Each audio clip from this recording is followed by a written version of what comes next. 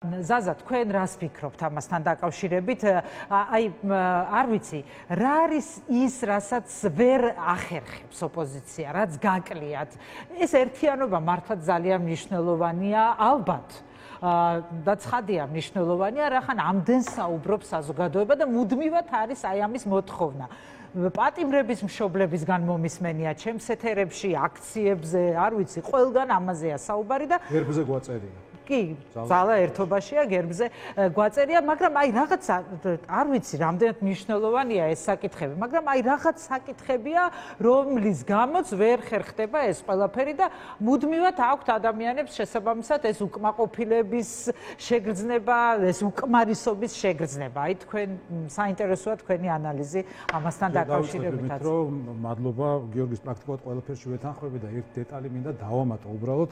აი ხშირად გვეუბნებიან ხოლმე რომ ეს არ გააკეთოთ, იმიტომ რომ პროპაგანდა ამას გამოიყენებს და აი მართლა ისე რომ მოიქცე მტრისთვის იდეალურად პროპაგანდა არაფრიდან შექმნის ამბავს. აი ხა არ მინდა, მაგრამ არიან ოპოზიციაში ჯგუფები, რომლებიც თავისი თხემით ერფამდე არიან ანტინაცები პირობითად, ხო, მაგრამ იმათაც ნაცებს ეძახიან, იმიტომ რომ ესე ჭირდება პროპაგანდა. ნაცმოძრაობა. ბუნებრივია, ამიტომ რატო ვამბობ, არ დავკომპლექსეთ იმით, იმიტომ რომ პროპაგანდა ეს არის ალბათ კაცობრიობის ისტორიაში მოგონილი ყველაზე უფრო ვერაგი, ბოროტი, რუსულის და საბჭოთას ნაზავი ბესტოვი ასე ვთქვათ, ხო?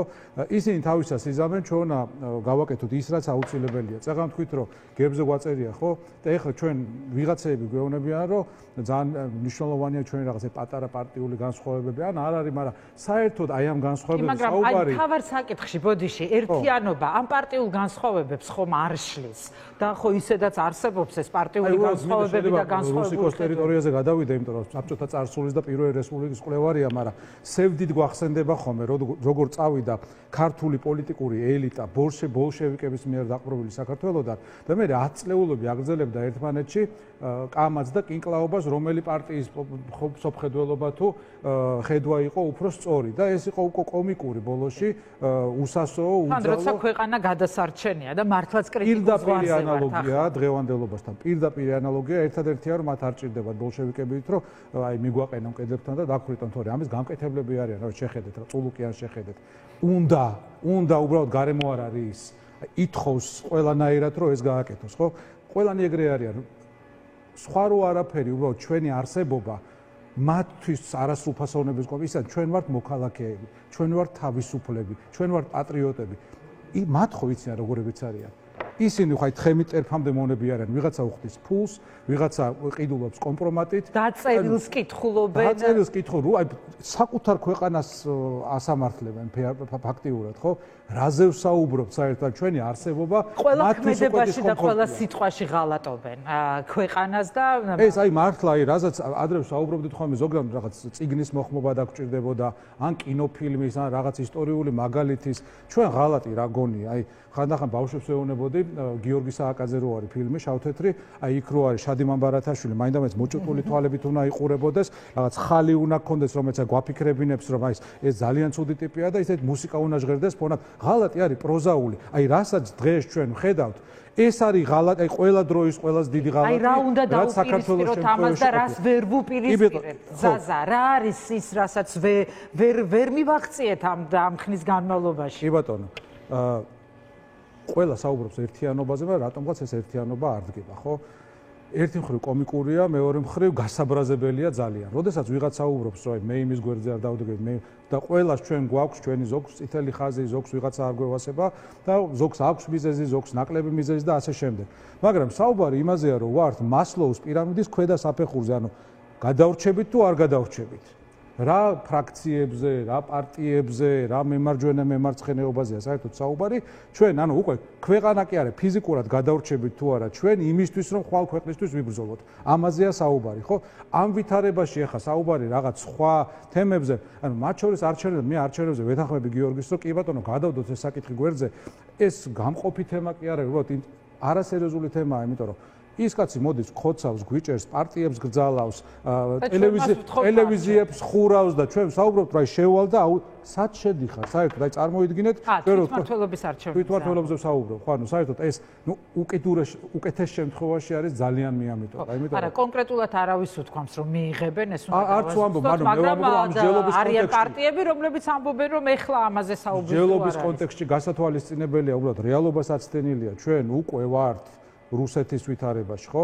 ჩვენ გვაქვს რაღაც სასამართლო ხელისუფლება, რომელიც de facto არ არის სასამართლო, უბრალოდ სასამართლო ქვია, შენობას აწერია სასამართლო. ჩვენ გვაქვს პარლამენტი, რომელიც არ არის საკანონმდებლო ხელისუფლება, შენობას აწერია პარლამენტი, ხო, პირობითად. ჩვენ გვაქვს მთავრობა, რომელიც ერთი ოჯახის და იმ ოჯახის უფროსების ინტერესებს ემსახურება. ანუ ამ ვითარებაში ნებისმიერი სისტემის მიერ დადგენილი წესების მიღება უკვე არის ამ სისტემის უნებლიე ლეგიტიმაცია და შეუძლებელია მათ მოედანზე გამარჯვება. შეუძლებელია, უნდა შევცვალოთ მოედანი, უნდა შევცვალოთ პირობები და ეხლა რაც შეეხება ერთიანობას ერთს დავამატებ კიდე, ხო, წეღან ვამბობდი, რომ ყველას აქვს თავისი წითელი ხაზი, ყველას ვიღაც არ მოწონს, მაგრამ რომ ნახოთ კვლევები, ყველა პოლიტიკოს და ყველა პარტიას საკმაოდ მაღალი ნეგატიური რეიტინგი აქვს. იგივე გააკეთა ეხლა ბოლოდროინდელი კვლევებია თუ აი ძველ კვლევებზე საუბრობთ? აი ბოლო წლების განმავლობაში, წლიდან წლამდე ამომრჩეველთა დაახლოებით 2/3 ამბობს, რომ არც ერთი პოლიტიკური პარტია არ წარმოადგენს მის ინტერესებს, ხო? ამ ვითარებაში ერთადერთი გამოსავალი არის, რომ ახალი მეტაიდენტობა შეიქმნას, კოლგაიდენტობა, სადაც ვიტყვით, რომ აი ზოგს გიორგი არ მოწონს, ზოგს ეკა, ზოგს რუსიკო, ზოგს ზაზა, მაგრამ ჩვენ აი ერთი კოლგის ქვეშ გავერთიანდეთ საერთო საქმისთვის და ამ დროს ჩვენი პიროვნული რეიტინგები კარგავს აზრს. მივლენ როგორ ფიქრობთ პარტიები? ფაქტია ჯერ ვერ მივლენ, მაგრამ მე იმედი მაქვს, რომ არ მივლენ ციხეში, არ მივლენ საფლავში და არ მივლენ ემიგრაციაში. ზოგი აკრძალული, ზოგი ციხეში. ხო, მაშინ როდესაც ამას ექნება აზრი, ანუ დღეს კი ბატონო, ახლოს ვართ არჩევნებთან, ახალ არჩევნებთან თუ მაშინ როდესაც პროცესები იწყებოდა, რა სიტყვით? აი ეხლა ამ რეპრესიების, ამ ზეწოლების, ამ აკრძალვების, აი ამის ფონზე. დეკემბრის დასაწყისში უფრო ახლოს ვიყავით, იმიტომ რომ რა უნდა ვქნათ, რომ უფრო ახლოს მივიდეთ? გადატეხასთან უფრო ახლოს იყო ის ვითარება, ეხლა შედარებით რუტინაა, თუმცა ამ კუთხით არ შევხედავდი ამ შემთხვევაში.